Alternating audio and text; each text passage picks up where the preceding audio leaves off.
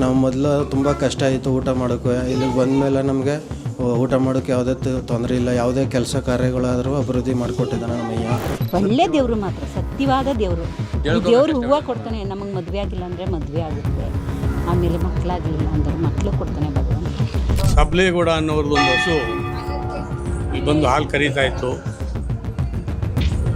ಮನೆಗೆ ಹೋದರೆ ಹಾಲು ಕದು ರಕ್ತ ಕರೀತಾ ಇತ್ತು ಅಂತ ಸಬ್ಲೇಗೌಡ ಅನ್ನೋರು ಮನೆಯವ್ರು ಹೇಳ್ತಾಯಿದ್ರು. ಕುಂತಿ ಪಾಂಡವರು ಬಂದಿದ್ರು ಅಂತ ಹೇಳ್ತಾರೆ. ನೋಡಿ ಈ ಕಡೆ ಕುಂತಿ ಕಲ್ಲಿದೆ, ಕೆರೆಗೆ ಒಂದು ಮಗುನ ಇಟ್ಬಿಟ್ಲಂತೆ, ಎಸ್ಬಿಟ್ರು.